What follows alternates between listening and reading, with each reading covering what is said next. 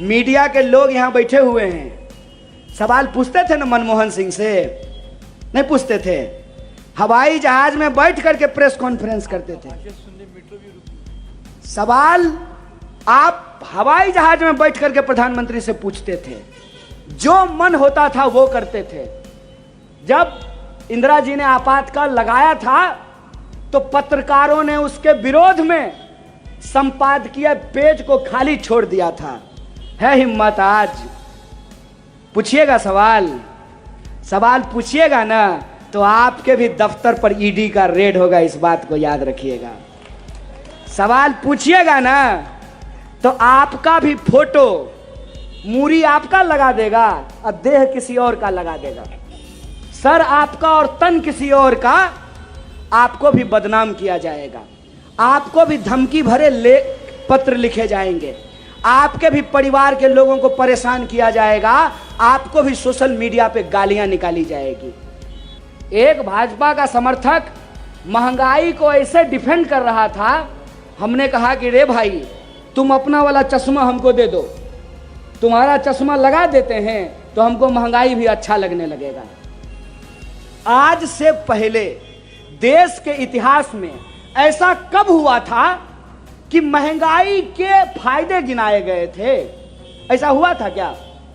जब रुपए ऐतिहासिक तौर पर डॉलर के मुकाबले सबसे निचले स्तर पर चला गया है तो एक बिका हुआ पत्रकार टीवी पे आकर के कह रहा था कि देखिए रुपया कमजोर हो गया है, इसका क्या क्या फायदा है।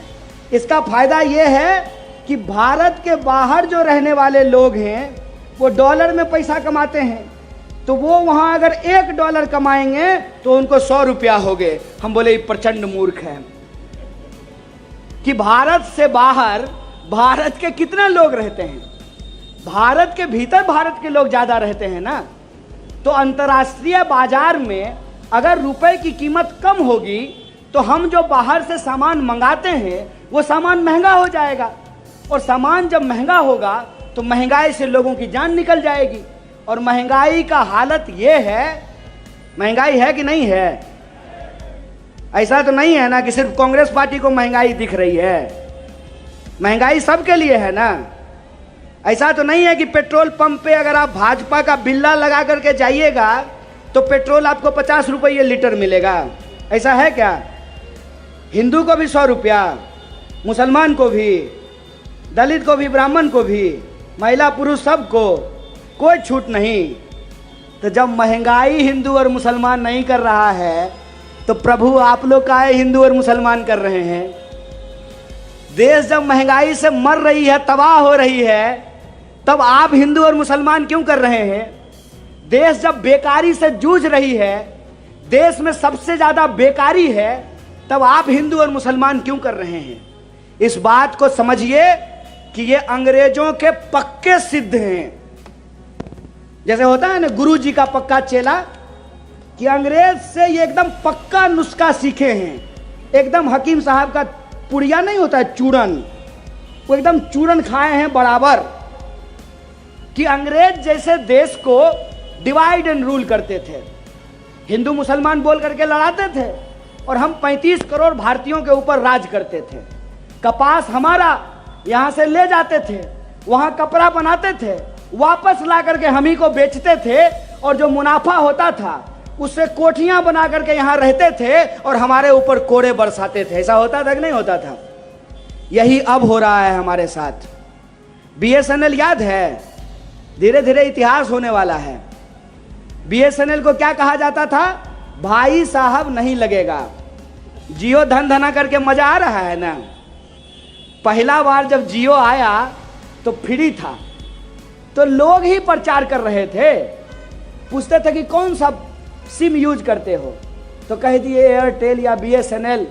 कहता था भारी बेवकूफ आदमी हो, जियो क्यों नहीं ले लेते हो, फ्री में मिल रहा है। हम कहते थे रे भाई, बड़े बुजुर्ग कहते थे कि फ्री का सामान बहुत खतरनाक होता है। फ्री में जियो मिल रहा है क्या सिपाही जी? फ्री में जियो मिल रहा है अब, पहले मिला था ना? क्यों मिला था? इसीलिए मिला था कि जब बीएसएनएल नहीं रहेगा ना तो अभी 700 रुपया दे रहे हैं, कल को 7,000 रुपया भी अगर मांगेगा ना अंबानी तो आपको देना पड़ेगा, इस बात को याद रखिएगा। एक एक करके सरकारी संस्थान बेचे जा रहे हैं और जो सरकारी संस्थान बचे हुए हैं वहां पर सबको अग्निवीर बनाने का प्रयास किया जा रहा है।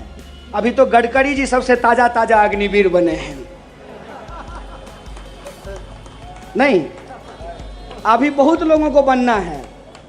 इससे पहले आडवाणी जी बन गए, उसके बाद रविशंकर प्रसाद बन गए, अभी बहुत लोगों को अग्निवीर बनना है। दो ही लोग रहेंगे, चाचा और भतीजा। चाचा हवाई जहाज से वास्को डी गामा की तरह पूरा दुनिया का चक्कर लगाएंगे और भतीजा जो है गुगली फेंकेगा आईपीएल में। और चाचा फिर मंच पे जा करके भाषण देंगे कि परिवारवाद देश की सबसे बड़ी समस्या है। अमित शाह जब बोलता है कि परिवारवाद देश की सबसे बड़ी समस्या है तो मेरे मन में आता है कि जय शाह को वो रेलवे प्लेटफॉर्म से उठा करके लाया है, उसी का बेटा है ना। कोई शक है? जय शाह किसका बेटा है? अमित शाह का ना। तो बीसीसीआई सेक्रेटरी परीक्षा दे करके बना है? कंपटीशन दिया था क्या?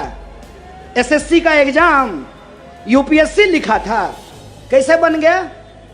वो परिवारवाद नहीं है, बेईमानी, नकली चाणक्य। हम बिहार से हैं, असली चाणक्य वहां पैदा हुए थे। देखे बिहार में क्या हुआ? देखे महाराष्ट्र का बदला नितिन साहब हम लोग एकदम भिजा के ले लिए हैं। चाणक्य वो परिवारवाद नहीं है। अनुराग ठाकुर यूपीएससी किया था, उसका बाप नेता नहीं है। और ये जो कर्नाटक का मुख्यमंत्री है उसका बाप नेता नहीं था। अब पीयूष गोयल, उसका बाप नेता नहीं था। बेईमानी। राजनाथ सिंह का बेटा एमएलए नहीं है। तो भाजपा का परिवारवाद नहीं है। और कांग्रेस के दो प्रधानमंत्री ने अपनी जान दे दी तो आप हमको परिवारवादी बोल रहे हैं? दो प्रधानमंत्री ने अपनी जान गंवाई है इस देश के लिए, उसको आप परिवारवाद बोल रहे हैं। और अपने बेटा को बीसीसीआई का सेक्रेटरी बना रहे हैं। यह परिवारवाद नहीं है, यह बेईमानी है।